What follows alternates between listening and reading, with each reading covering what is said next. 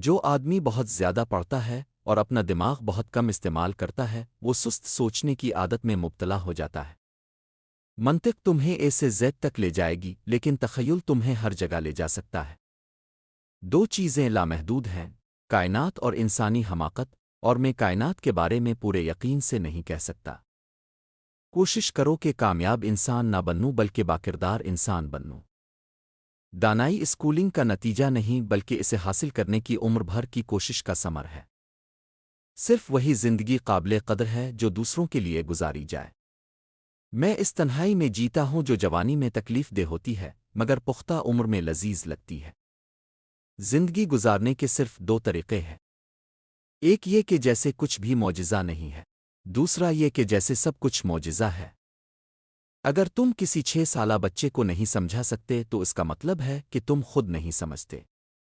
Science بغیر مذہب کے لنگڑی ہے اور مذہب بغیر سائنس کے اندھا ہے۔ زندگی سائیکل چلانے کی طرح ہے، توازن قائم رکھنے کے لیے چلتے رہنا پڑتا ہے۔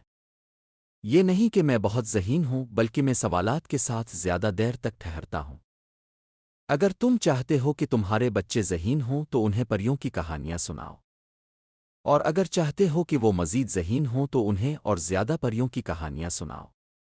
جس نے کبھی کوئی غلطی نہیں کی اس نے کبھی کچھ نیا کرنے کی کوشش نہیں کی۔ ایک ہوشیار شخص مسئلہ حل کرتا ہے اور ایک دانا شخص اسے پیدا ہی نہیں ہونے دیتا۔ تم کبھی ناکام نہیں ہوتے جب تک تم کوشش کرنا نہ چھوڑ دو۔ ذہانت کی پیمائش یہ ہے کہ اب تبدیلی کو کس حد تک قبول کرتے ہیں۔ دنیا ایک خطرناک جگہ ہے، برے لوگوں کی وجہ سے نہیں بلکہ ان لوگوں کی وجہ سے جو کچھ نہیں کرتے۔ اپنا موڈ بہتر کرنے کا بہترین طریقہ کسی اور کا موڈ بہتر کرنا ہے۔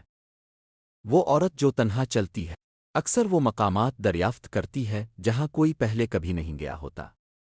مجھے وہ سب چھوڑنے کے لیے تیار ہونا چاہیے جو میں ہوں، تاکہ میں وہ بن سکوں جو میں بننا چاہتا ہوں۔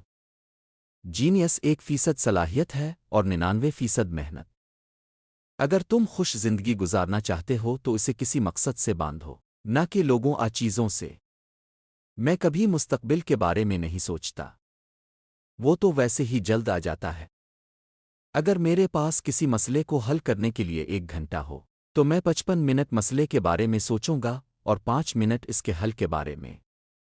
ایک ذہین انسان زندگی میں 3 چیزوں سے بچتا ہے: جوانی میں شہوت، ادھیڑ عمر میں جھگڑالو پن، اور بڑھاپے میں لالچ۔